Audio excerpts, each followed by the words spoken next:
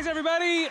Welcome to Build. I'm your host, Ricky Camilleri. In 1997, the world was introduced to a secret group dedicated to monitoring extraterrestrial life on planet Earth. Well, 22 years later, a new generation of the people in black are protecting us from nefarious alien plans, and they're now being led by the charms of Chris Hemsworth and Tessa Thompson. Let's take a look at Men in Black International.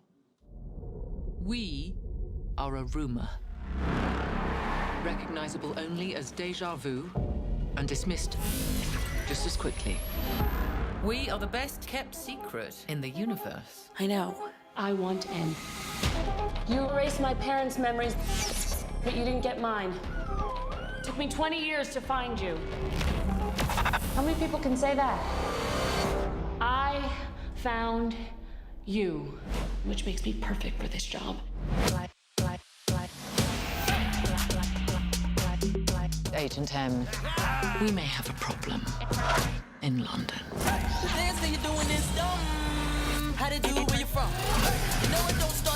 Welcome in. You will be with Agent H. MIB, you Carillion scum. And FYI, your little club here sucks. Come on, the world's not going to save itself. I'm driving. That really should be here. Oh, not in this country. I'm so faded, no exaggeration. Shall we? I thought that we were here. We are. Step on it, would you, Freddy? You go to H. What happened here? What do you think happened? We got our asses kicked. Sorry. Wait, are you a queen? Indeed, she is. I pledge loyalty eternal to you. No, I'm not interested. Too late. I already pledged the loyalty. I wish you'd said no before. We've never faced a threat like the Hive. They can take the form of anyone, I haven't seen that before. even our own agents. Do we have a plan? You know, sometimes you have to trust your gut. Men in Black has been compromised. Trust no one. We protect the Earth. And that means everyone and everything on it. Yeah, baby! We are the Men in Black. The men and women in black. Yeah, ha. Perfectly done. Are you suggesting that we try the most powerful weapon in the galaxy for fun? Do it. Press the button. Turn it up a few. Everybody, please welcome from Men in Black International, Chris Hemsworth and Tessa Thompson. Let's hear it. Hey. Hello. Hi, oh God, I'm so everyone. clumsy today. Hi, everyone. Hit myself with the mic. She Hi, just everyone. threw a glass of water on me. You missed it. The audience saw it, though, didn't you? No, thank you. Before we even get started, I want to call attention to some Men in Black here or Men and Women in Black right here in the front row. Legend. Nice. Which is so wonderful because if it wasn't for this movie and you were dressed like that, we'd all be kind of nervous. So this is really great and it's specifically for this. You guys are so charming together. You are so much fun to watch play off of each other. Obviously it started with Ragnarok, but was it clear to the two of you when you guys were doing scenes together? I know Taika allowed a lot of improvisation on that movie that the two of you just sort of played off of each other pretty well. You go first. Clearly not. There you go. So- Yeah, you go. See, we just can't. We're just too good of friends. Yeah, definitely. That experience, I think, opened us up to improvisation in a much different way than I'd ever been a part of before. Yeah, me too. Thor, that is. And then so to get to work together again, knowing that Tessa was going to be right there with me was like, oh, fantastic. We're going to have the same amount of fun. And Gary really, F. Gary Gray, the director, really encouraged that kind of improvisation and enthusiasm, and we just had a blast. It's I don't know, the improvisation, it's got to be kind of chaotic and messy, and you don't know what's going to happen, and sometimes it's hilarious, and sometimes it's terrible, and we had both. But you have to be on a set that allows you to be terrible so you can come up with those really funny things as well, right? Yeah, and it's useful to have a counterpart that you that isn't judging you. Yeah. I mean, I do. We judge each other, Yeah, but we know there's a tremendous amount of respect and admiration even inside of the judgment. You got to really love someone to say that sucks. And That's true. I assume she loves me because she said that a lot to me. Right, say it in a supportive way that doesn't hurt when they say it, yeah. It's like it could be better, pal. Yeah, It's like, See, that would actually hurt me, I think. That More? sounds slightly patronizing. I'd be like, shit, she really hated it. there's the kind of like, that sucks. And then there's the, that sucks, you know? No, I think we sort of fundamentally, we're very similar in the sense that we want to have fun. But I think we have really different approaches, and that's useful. Yeah. Is it hard to have fun on a big movie like this? There's a lot riding on a movie like this. You're sort of rebooting the franchise. You're the new cast, the new generation, and obviously there's a lot of money into it. Is it hard to have fun on a Not movie our like money, this? so we don't care. There's no- It's just other people's money. Right. Doesn't matter. No, we do. At Sorry, a certain Sonny, point, I'm you're like, kidding, they I'm cast kidding, me I'm for a kidding. reason, so whatever. There's always the pressure. I find with any film, anything you come into, you have a man of nervous energy and the need and want to get it right and the passion and all that. And but I don't know. I feel like when you have a great collaborative team, you just got to kind of go for it and put aside those concerns or let them motivate you and drive you to work harder and as far as the fun goes, I think it is essential for these types of films. It echoes onto the screen and the fact that we were having a great time, and we're about to crack, or there's certain things that are happening in the scene that weren't scripted. I think that's what the little nuances are and chemistry that people refer to. So. I don't know. I've been working for over a decade, but I still am like, I can't believe it. I think I find it easy to have fun just in the sense of what the job is, and there's so much free food, particularly when it's a film of this size. You can just like ask for things, especially when you work with him. Yeah, I love food as well. Yeah. So any moment of stress can just be alleviated by stress eating, basically. That's what I do. That's what happens. It's also helpful to be in a Endgame. suit because then you can just kind of hide it and you just get a bigger size suit. Yeah. And it's black, so it hides it even more. Slimming. Yeah. Thor was never meant to be that size in Endgame, but there was so much free food. You're not playing Thor. Obviously, you were in a fat suit for Endgame, but when you're not playing Thor, do you let yourself go on set a little bit, Chris? Yeah, and there wasn't a fat suit. Who said that? It was my Oscar attempt. It was method acting. Okay. But you do cheat days even when you're Thor. I remember pizzas and stuff. Yeah, you got like an 80-20 rule. 80 good, 20 like just whatever. That's your plan on set? Plan 80 days where I have to be good, and then 20 days where I can just eat whatever I want? More than the majority is good, and then you can have a little 20% window where you relax and yeah. Tessa, when it comes to pressure, there's obviously people ask you lots of questions about what is it like to be a woman at the front of this movie and on the poster, especially a woman of color as well. Is that something that you feel like you have to contend with or think too hard about? Or are you just like, this is the role, this is what I'm playing, this is the job they've given me, and let's have some fun with it? I mean, that's how I felt when I was approaching the part. But I think in retrospect, we take it for granted now. But when Will Smith was in the original film, it was hugely impactful. I mean, in terms of what it told Hollywood at that time for a young black man to bring his identity to a studio, film for it to become the franchise that it was. I'm not sure that I would have known that I could do what I do if Will Smith hadn't have been on television every week on The Fresh Prince of Bel-Air or in this film originally. So I think there is something really significant inside of it. But I hope we can get to a space where it's not noteworthy that a woman, and particularly a woman of color, should top-line studio films. Like, I hope we can just take it for granted because it happens with such frequency. And my hope is that films like this help us get there. Do you question those things or worry about them when you're on set? Like, what does this scene say? How am I representing this idea? Or do you try to kind of let that go and hope for the best at the end of the day and still be able to talk about these things? No, I think about it a lot. Yeah. Well, Yeah. I mean, that's a hard thing to weigh. There's a lot of cooks in the kitchen when you're making something like this. There is, and I'm also just I'm a thinker.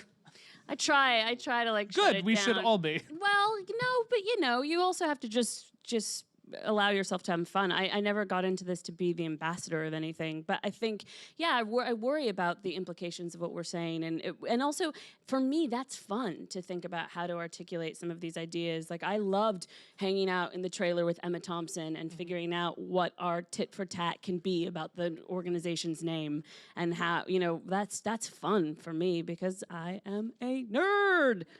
And your character's a nerd as well, which is a lot of fun. Yeah. Also, like, science is cool. You know, I like, you know, in a big studio film, someone that's interested in science. And my least favorite thing is an incurious person. So I love playing someone like M who's curious and also just like wants to be good. Like I feel like we live inside of such robust sort of like cool culture. I'm always trying to be like you see how I'm sitting. I'm like, how do I look cool up here? You know?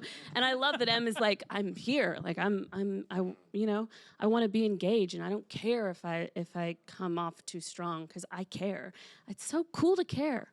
Are you the type of person who there's a lot of people working to make you look cool on camera and in photos, but you still feel deeply uncool on a personal basis? Yes, regularly? but I just like practice the poses. I'm like a hand in a pocket helps, and you know.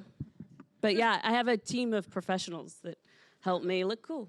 Chris, what about you? I mean, you're so good at comedy, which when it started happening, I think with Vacation was a huge surprise to people. And I really think to be good at comedy, you have to kind of be deeply uncool in a way. Do you find yourself, although you're extremely handsome and charming and you're massive, that you are kind of uncool in your personal life as well? Absolutely, yeah. You can ask my family and my friends and my kids. Or me. Or Tessa, how uncool I am. I'm going to go to Tessa then in a second to find out how you're uncool. No, it's interesting because I found when I first got to Hollywood, I had this idea of like, oh, this is what a leading man has to be, and this is I have to speak this way and act this way and kind of, you know, have then be a little bit tortured or something, you know.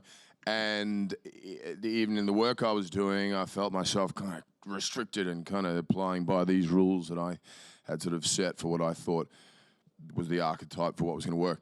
I then play in Thor 1, and there was comedy in that. There was a great sort of fish out of water quality to it, but there was a Shakespearean element too, which was a little more sort of earnest and serious. And I loved that film. I'm so proud of it. And then through the other versions of Thor, and it was my doing, I don't know, I started to restrict it a bit more and felt a little bit kind of trapped in applying these things that I thought I had to be, or what was, you know, cool, or you know, strong and so on. And then by the time I got to Thor Ragnarok, I spoke to Taika Waititi, the director, on the phone. I was like, man, I'm so sick of myself. And he's like, yeah, I'm sick of you too. and I think the character is so much more. And I said, yeah, let's just like dismantle this thing. Let's destroy it, throw out everything, and be totally comfortable with making a fool of ourselves. And he really taught me, as did working with Paul Feig on Ghostbusters and Vacation, which came before that, and Saturday Night Live. Well, you have a sketch on Saturday Night Live that's one of my favorites in the last 10 years, which is the one about you as a Hollywood actor, basically showing up and American the world Express. just opening its doors for you and giving you anything that you wanted. Yeah, but I think there's sort of self-deprecating. Yeah. You know, you're just not taking yourself too seriously and being okay with it failing and kind of being comfortable in that sort of chaotic space of uncertainty. And you got to have a partner there who you can trust to kind of go there with, and because it can be kind of scary. But if it doesn't feel kind of scary and uncertain, I think you don't have the spontaneity that comedy requires. And it really is about kind of tapping into the little kid version of yourself that did not care who was watching and embellished in all sorts of things and did what he wanted to do or she wanted to do and you know, could laugh at the world and themselves. And what was it like the first time you started really tapping into that with, I mean, we'll start with Taika. Yeah. Obviously, there's a couple times before that, but when you really felt that you were allowing yourself or giving yourself the freedom to be that little kid and to be that silly, what did that feel like? Oh, big relief, like really freeing. And all of a sudden, sort of vocally, I could have a sort of different pitch and different changes. I swear I felt like I'd kind of put handcuffs on myself with how I could perform, and I had to like sit still and sit on my hands. Whereas I'm still that so film, deeply impressed though when you do that gravelly like my superhero Thor voice. Oh my god! I remember the first time I heard it on Thor 3. I was like, "What is happening?" Really hard. It's so cool when you're like, right? so okay. good. I just love it. It's so interesting, though, to see you do that. I don't want to say so much, but to see you have that capability in so many movies at this point. And I recently went back and watched Black Hat, which is a movie that I love, but there were so many moments in that movie where I was like, oh, just give him a chance to, like, do something kind of charming and silly here, because he has it in him, and this scene would be great if there was and that's that. a really interesting example, because I love Michael Mann, and, you know, it was a dream of mine to work with him. But he is very particular. And any time I would sort of a little bit of that sort of, I wanted to do something, he'd be like, whoa, what are you doing? Don't do that, don't do that. And it was fine. He just wanted to harness like this real stillness. And it was Not a big joker. no, there's not a lot of comedy in his films, you know. And that film didn't require that, so that was, you know. But I don't know. I feel much easier being. I feel more comfortable being uncomfortable. I know that sounds ridiculous, but just kind of being all right with kind of a bit of chaos is cool. Yeah. You said that Tessa knows that you're deeply uncool. What's one thing about Chris that is deeply uncool that you noticed on set that you love about him? When he's being cool, he comments on it. like he recently got into collecting vinyl, and he likes to tell you about it. Oh, yeah. He's like, "Oh, I just got this sick records," and you're like, "Okay." Yeah, I'm such a hipster now. Or when he puts on a cool suit, he's like, "Oh, you like my Etro suit? It's cool, right?" And then he shows me the label, and I'm like, "Yeah, it's really cool." Yeah, immediately not cool. That's great. I mean, at least you're excited about the things that you're doing and the things that you like. But that's cool. Yeah, that's I actually agree. cool. There's nothing more uncool than someone who's like, yeah, whatever. I collect stuff. My wife, I'm always like, what do you think? That's pretty cool what I did, right? What do you think about that? Or how's that idea I come up? And she's like, how much approval do you need, Chris? Like, what is the deep problem here? And I'm like, accept me. You're like, I'm an actor. It's a never end. It's a bottomless well. Don't worry. Forever, honey. What is something that is deeply uncool but that you love about Tessa? Deeply uncool. She's a big kid. You're a bit goofy. You're kind of in the nicest, most vulnerable way possible. When you just roll on set with your little speaker and the wide eclectic range of music, which is some cool, some This not. sounds pretty cool to me. Sounds pretty cool. Yeah. Nah, she's pretty cool. She's Do you pretty stroll cool. up on set with a speaker playing? Yeah, we both do. Sometimes we have competing. You have radio wars? And Yeah. they just get louder, and then louder, and it's messy. Someone's eventually like, just go to your separate trailers and listen to music, guys. Tessa, you mentioned working with Emma Thompson and sort of figuring out some dialogue with her in the trailer. What was it like getting to work with Emma Thompson? She's a genius. Yeah, she really is. Well, that was probably one of my uncool days on set. I really wanted to impress her, but not seem like I was trying to impress her. And I often like to play music in the trailer, so I sort of like thought about what my playlist would be, because I know she'd like be in the hair and makeup trailer. You wanted her to come in and be like, what is this? Yeah. You are cool. Yeah. I do that for everybody all the time. Yeah, right. So I like had all the things picked out, but these films are hard to make. They're fun, but they're hard to make, and we were working really hard. So I slept on the way. It was like a 45-minute drive between where I was living in London and where we were shooting at the time, and I had like like deep asleep when you're like, you go into another realm and you wake up and your face is wet and you don't know where you are or where you've been. That's how I woke up, and I like got up in the back seat of the car, and I literally wiped my face, and I'm like, all right, it's Emma Thompson day, and I opened the door onto Emma Thompson, and she stood right outside the car, and she's like, my God, you look exhausted. And she gives me this book. She like, gives me a big hug and gives me this book called The Trouble with Women, which is this really funny book about the patriarchy. Oh. And she's just like the coolest woman ever. And then I did sort of impress her with what I played in the trailer, I think. But she's just so What kind. did you play? That day, I think I played some Kate Bush, and I played some Talking Heads. I played some David Bowie. The early Kate Bush? Yeah. Like the Hounds of Love Kate Bush? Yeah, that It's Kate the best Bush. Kate Bush. Yeah. And then I think I played, I think the song that like got, like I saw her sort of like turn was the Stones' Emotional Rescue. That's a sweet Stones pick, because it's just outside of Yeah, the right? moment where everyone thinks they're cool for liking them. Exactly. But they're still pretty good. Which is what, that was my play. I was like, Is Emotional Rescue the song in A Bigger Splash Yeah. that Rafe Fiennes dances to by the pool? Exactly Yeah. that. Couple of dorks up here, guys. Yeah. There we go. Yeah. Yep. Kumail Nanjiani has a wonderful role in the movie as well. I'm wondering, the interactions with his animated character are so realistic feeling and hilarious. Was he on set at all, or is that somebody reading off camera?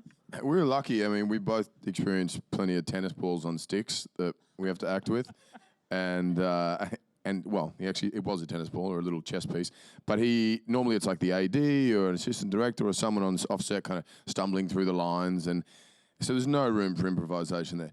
But he was on set the whole time and didn't need to be, but for that whole shoot was there, behind camera reading, improvising, throwing suggestions even, coming in and going, what if you guys did this? And then I tried this. And the chemistry and spark and humor within those scenes, which are probably some of our favorite scenes in the film, are due to his commitment and presence. And as I said, he didn't need to be there, so it was fantastic. Yeah, and like you said, you're normally used to a tennis ball and an AD. Yeah, or like a stuffed rat. Rocket, Actually, no, that's not true. I had James Gunn's brother there on set. Yeah, he's just like would crawl around on set saying the lines. It's so cool. It's amazing. Wow. Yeah, it's really cool. But what is it like when it is a tennis ball against the green screen? How do you do that? How do you make that not as work? much interaction with it, would you say, with the tennis ball? They're very quiet. They're kind of very still. You don't get much from them, do you? No. You keep pressing, but. How did you maintain that idea of like how you described a serious actor when you were on set and there was like a tennis ball in front of you, that you were doing a sort of pseudo-Shakespearean Thor monologue? Yeah, that's when you're like, oh, shut up, Chris. You're not a serious actor. Come on, like, like I got a cape on. It looked like a Halloween costume. And Kenneth Branagh's behind the camera at the very least actually. to cheer you on. Yeah, but it's like exactly that. He'd be there with a speaker going, and now from the left, this thing's coming at you, and over there, and now you're afraid, and. So it was like awesome. That's like theater. So the voice in my head constantly. Another wonderful performance in the movie is Liam Neeson. What was it like getting the chance to work with Liam Neeson? Right. Yeah, it's great. I find anytime you get to work with people like that, Emma Thompson, Liam Neeson, Anthony Hopkins, Cate Blanchett, there's such a body of work and a history with these people that just staying open to the opportunity to learn from them. They all have very different approaches, but there's a weight they all carry and a presence, which is pretty remarkable. And I just each time I meet people like that, I just feel lucky that I'm working and can learn off them and so on. Yeah, Tessa. Yeah, same. Should we just go to the question on Twitter? No. It's also it's interesting when you work with people that have their own kind of iconography about them. The opening line of our film is it's a nod to his Taken. Right, which is films. Oh God, do I hate Paris? Which is really fun when you do press in Paris like we did a week ago. Yeah, they were not pleased. Why is the first line in the movie "You hate Paris"? And it's like. It wasn't my line, it was Liam's. Was that your answer? Like, I don't know, ask Liam. Yeah, pretty much. I actually, when we shot the scene, was like, hey, whoa, what are we saying? Why do we hate Paris? And I had. He was like, have you seen my film? Have you seen Taken? And handed me the DVD. I was like, okay. Did he sign it? Sorry. Yeah, it's already signed. And I sold it to the guys at the front for $20. We have a question coming in from Twitter. It is for Tessa. You're known for playing badass women. Do you purposefully choose these roles? What calls out to you when you are reading a script? People always say that, and I don't really see it that way. I guess, some of the roles that I've done more recently and that have such big audiences, thanks to Marvel, feel sort of badass. But for me, I feel like the thing that makes a character, when you talk about like strong, especially female characters, is just that they are fleshed out and they feel like real women, which is like, to me, the pleasure of playing a character like Bianca in the Creed movies. I was going to say, in the Creed movies, she's not necessarily a badass per se, like an action hero. She's just fleshed out and well written. Yeah, has dimension. I don't really think I've played that many. I don't even know what a badass is. Badass? I think What is a badass? Badass is just like awesome and impressive. Like my mum's a badass, but I mean, your mom is a badass. If we had a fight, I'd probably win. You know what I mean? There's no but that doesn't make her not a badass. Like she's, then they're fleshed out, amazing, intelligent, strong. They have a presence. This is my issue with badass is sometimes like because I'll get pitched stuff like she's a badass and I'm like, but I don't have no idea who she is. Yeah. Right. Like I don't know anything about her. Like I read the script, I read 115 pages and I don't know anything except that she can like kick. And like, you know what I mean? It becomes a kind of shortcut to sort of some sort of idea that isn't actually thought about or fleshed out. Yeah, and also this idea of like, look at a woman doing this, isn't this crazy? And you're like, what? I mean, I don't know. I think that the challenge because she has a pretty intense, incredible athletic ability, and her character in this is a rookie, and so is supposed to sort of fumble through the weaponry and so on, and she doesn't. She's killing it, and it's like, we have to kind of tone down her ability, and so your character is probably more badass than she's supposed to be, due to you being badass. There you go. See how Do you ever wonder about, because you are asked this question all the time of playing badass women, right? And you're asked the question of representation on screen as well, which I asked a minute ago because I feel like I would have been yelled at if I didn't ask that. But Really? I often try to, on Twitter or something, I often try to avoid those because sometimes I worry that validating that in some ways sort of keeps the conversation going in a and way then I that feel like a doesn't... broken record. Yeah, that's what I wonder about that. I want to get asked fun questions, like my workout regimen, or if I had to wear Uggs or Crocs for the rest of my life, which I would choose. Well, if you did have to wear Uggs or Crocs, which would you choose? Uggs with the option of a fur lining. No, sorry, Crocs with the option of a fur lining. People that Very answer... diplomatic of you. Well, no, I just, in case it gets cold, but Uggs for the rest of your life sounds crazy. Where are you living, though? I mean, what climate? You don't want furry feet in, like, Australia desert. So you're Crocs, right? We had this conversation but the other day, and with the optional changeable fur lining. Yeah, That's cool. Chris, do you wear Crocs a lot? That's cool. I did. This might be the most uncool Tony thing Stark's, about you that we get to learn. Yeah, to Tony Stark's funeral. I wore. Oh, that's right. No. That's right. Did you Excuse you me. did? Thor had Crocs on. Yeah, That's right, Now, sorry. like, this is too far. I'm like, there's no way I'm wearing anything but these Crocs. So. That's another thing I'm gonna get yelled at by out on Twitter. It's like, you didn't see in Endgame when he wore the Crocs. Like, I did. I'm sorry, I didn't see the movie 10 times, guys. I'm gonna zoom in on his feet, on a frame grab. What is your workout regimen? I don't have one. But no, I did. You gotta be prepared for these questions, I know, Tessa. I know. By the way, it's not a fun question. I know, you get it all the time. I can answer. Wait, no, I already forgot it. What's it? There's a word that you always use. Functional, yeah. Why isn't it a fun question?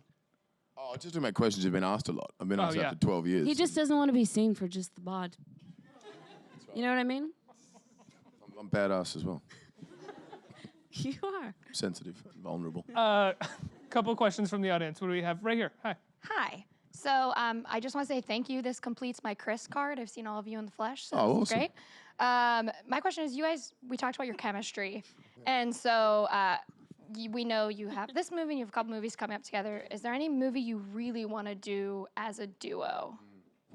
Once we finish remaking The Bodyguard, but I'm going to play Whitney Houston's character. She's going to carry me through a storm of fans. That would be so badass. I could give you a piggyback. I could carry you a 100%. piggyback for sure. Yeah. We've been asked that a bit, haven't we? Yeah. What do you want to do? We want to do a drama. We want to do something small in scale. Do you think? Or Like no? a Or remake, no? though, you're saying? No, you said remake? Did I say that? See, I'm stuck in just... I don't want to break. I love that we don't play romantic counterparts. Yeah. I don't want to break the spell.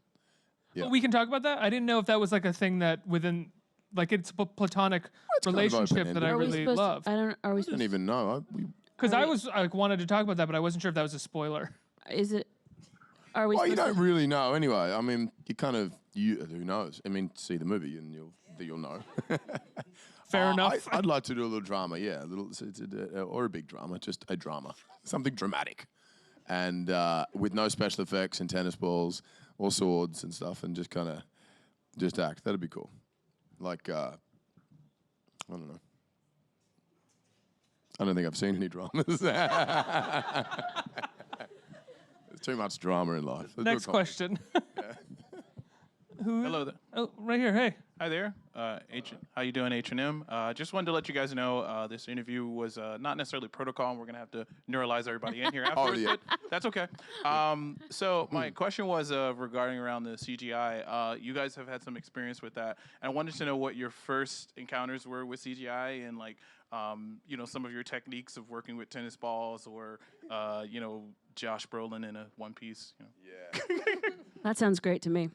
I never got to see Josh Brolin in a One Piece. My first day on Thor was a scene that we were shooting in the Hulk suite, and it's a big scene for Valkyrie because she sort of talks about her, past with Asgard, and he's trying to recruit her, and it's kind of emotional.